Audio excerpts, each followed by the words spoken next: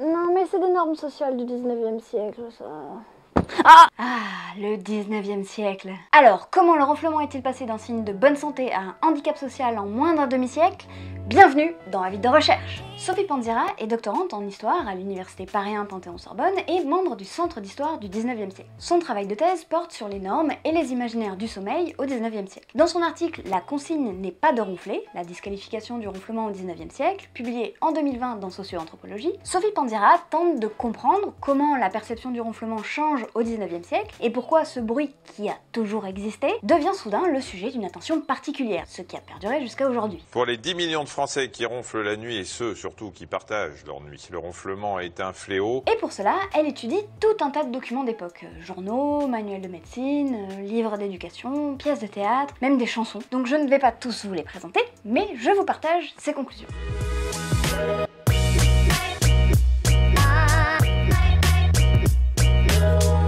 Jusqu'au début du 19e siècle, le ronflement est un bruit qui peuple les nuits des Français sans poser aucun problème. C'est un bruit familier qui signifie simplement que la personne dort d'un sommeil profond. Et ce n'est pas l'objet de plaintes ni même d'attention particulière. Sophie Pandzira note que les manuels de médecine de la fin du 18e siècle et début du 19e ne s'en inquiètent d'ailleurs même pas. Ainsi, dans la nosologie méthodique de 1722, la nosologie c'est la classification des maladies, le ronflement est considéré comme une respiration sonore ou accompagnée d'un son involontaire tel qu'on l'observe dans la plupart de ceux qui dorment. Et idem, au début du 19e siècle, les médecins maintiennent que le ronflement n'est pas un symptôme de mauvais sommeil. En croire cet extrait de l'encyclopédie méthodique de médecine de 1827, cité par l'autrice, le ronflement est un phénomène qui ne s'éloigne en rien de l'ordre physiologique et qui ne serait d'aucune valeur comme signe. Donc tout le monde s'en fout. Le ronflement est inintéressant aux yeux de la société française du début du 19e. Et c'est seulement à partir de la seconde moitié du 19e siècle que l'historienne commence à percevoir dans les archives un intérêt grandissant pour ce bruit chelou. Il apparaît d'abord dans la littérature populaire et le théâtre, puisque évidemment il est une représentation bien pratique du sommeil, mais d'un simple bruit qui était dans la mise en scène, il passe au titre des œuvres. Et on retrouve ainsi des chansons populaires telles que Fallait pas qu'il ronfle, Pendant qu'il ronfle, Un mari qui ronfle, etc. Et il est même en 1866 l'objet principal de l'intrigue de la pièce La consigne est de ronfler, dans laquelle un capitaine d'infanterie cherche une personne qui sait ronfler pour le remplacer dans son lit et duper sa femme. Bravo, capitaine. Mais l'historienne montre que la tolérance face au ronflement semble diminuer au fur et à mesure que l'on avance dans le siècle. En 1895, alors que cette pièce est toujours à l'affiche, un nouveau vaudeville voit le jour, et il illustre ce changement de perception. La consigne n'est pas de ronfler. Le titre met en scène Célibaton, un bourgeois qui refuse de se marier de peur de tomber sur une femme qui ronfle. Célibaton, parce qu'il est célibataire. Petit à petit, le ronflement devient donc une tare. Et l'autrice remarque même l'apparition dans la presse en 1872 du premier instrument miracle pour empêcher le ronflement. Il est nommé l'ami du ronfleur. Et c'est, je cite, un instrument confortable et élégant qui, placé sous le nez, étouffe complètement le bruit des ronflements les plus sonores. Confortable et élégant.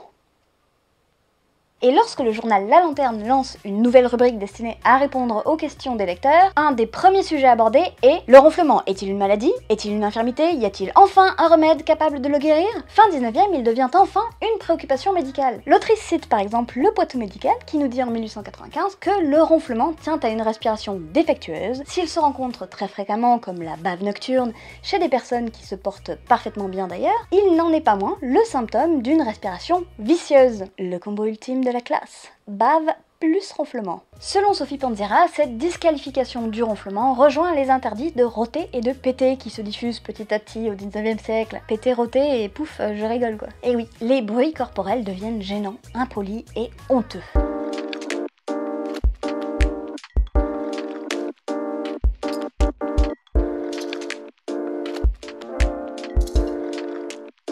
Contrôler le ronflement devient dans la seconde moitié du 19e siècle un signe de distinction sociale. Il rejoint une volonté plus large de contrôler les corps, dont j'ai eu l'occasion de vous parler dans un épisode sur le parfum des jeunes filles, que je vous mets genre là. De la même façon qu'on cherche à désodoriser les corps, dans la bourgeoisie de l'époque, on cherche également à les désonoriser. Selon l'autrice Sophie Pandzira, le rejet du ronflement intègre ainsi un mouvement plus large qui impose le silence et le contrôle des attitudes et des gestes. Il faut parler à voix basse, manger discrètement, éviter de frotter, de péter, et c'est intéressant de voir à quel point aujourd'hui ces normes de silence du corps sont intégrées chez nous. Et pourtant, comme beaucoup de choses, c'est la faute du 19e siècle. L'autrice replace ainsi la perception du ronflement dans le contexte de la fabrique sociale des corps. Contrôler le bruit des corps participe à la construction sociale d'un ensemble de normes visant à réprimer tout ce qu'il y a de pulsionnel ou d'animal dans les comportements humains. En fait, Sophie Panzira fait ici référence aux travaux de Norbert Elias, qui a théorisé cette construction de la civilité en la reliant aux changements structurels qui ont lieu dans les sociétés occidentales à cette époque-là. La centralisation du pouvoir dans un état fort, le développement d'une économie basée sur l'argent et la mise en concurrence des individus et des groupes d'individus. La civilisation des mœurs, c'est un ouvrage majeur en sociologie et il me faudrait sûrement plusieurs épisodes pour vous détailler la pensée de Norbert Elias, mais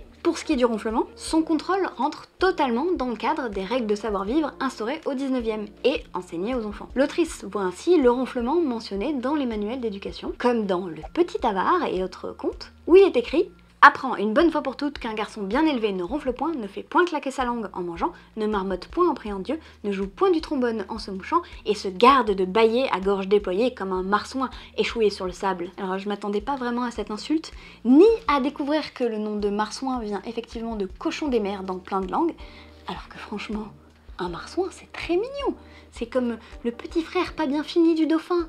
Et puis un marsouin échoué sur le sable, ça ronfle pas, c'est juste mort en fait. Bref, en cette fin de 19e siècle, selon l'historienne, le silence du corps est la marque d'un certain rang social. Pour la bonne société, ceux qui ronflent, ce sont les enfants mal élevés, les étrangers qui ne connaissent pas les bonnes manières, et les bouseux qui dorment en groupe et vivent dans le bruit. Oui, parce que c'est vrai que l'intolérance de plus en plus grande au ronflement va de pair avec une diminution du seuil de sensibilité au bruit à l'intérieur des maisons de la haute société. À cette époque, on isole de plus en plus les habitations du vacarme des villes et les intérieurs bourgeois deviennent silencieux. C'est la charmante époque des patins et des moquettes sur les murs. Les préoccupations hygiénistes se diffusent aussi de plus en plus et la chambre à coucher devient un endroit restreint à l'intime. On ne reçoit plus dans sa chambre, on éloigne les pièces conviviales et les chambres des domestiques et des enfants, et l'agencement des maisons bourgeoises change, les couloirs viennent remplacer les pièces en enfilade et chacun des membres de la famille a désormais son lit, voire sa chambre individuelle. Et donc, le problème du ronflement ne se pose plus que dans l'intimité la plus stricte, au sein même du couple qui partage la même chambre. Ah oui, parce que petite histoire de la chambre à coucher bourgeoise. Alors que c'était la grande classe d'avoir une chambre pour chacun des époux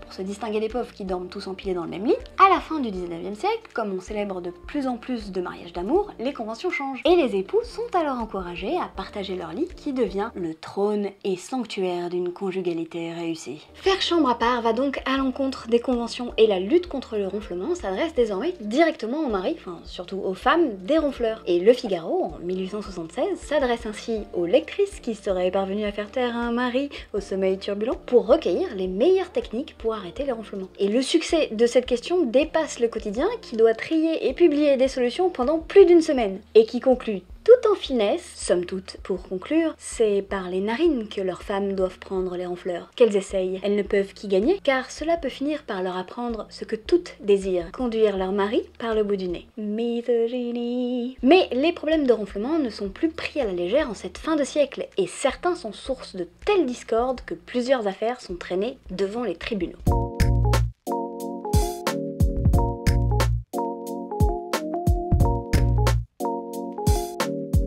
Sophie Panzira recense de nombreux cas portés devant la justice pour ronflement. Des domestiques sont jugés et licenciés pour leur bruit nocturne, d'autres concernent des problèmes de voisinage, et on trouve même certaines demandes de divorce pour entrave au sommeil. Si ronfler est un laisser-aller du corps qui relève de l'intime, les disputes que ce bruit engendre passent, elles, dans le domaine public.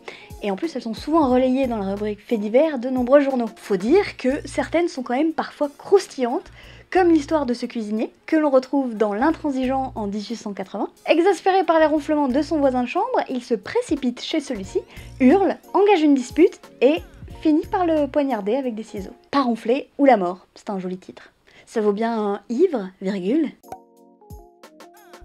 Et en plus, à l'époque, le tourisme est en plein essor, les voyages se popularisent, et du coup, les ronflements dans les transports et les hôtels deviennent une vraie préoccupation. L'historienne a ainsi retrouvé le compte-rendu d'un procès contre une cliente d'un hôtel qui a été condamnée à libérer sa chambre parce qu'elle ronflait trop bruyamment. Les plaintes aux compagnies de chemin de fer et aux associations touristiques se multiplient. Bref, à la fin du 19e siècle, les ronfleurs deviennent directement l'objet des plaintes. Et la police est désormais appelée à cause de bruits de ronflement. C'est les premières répressions du tapage nocturne.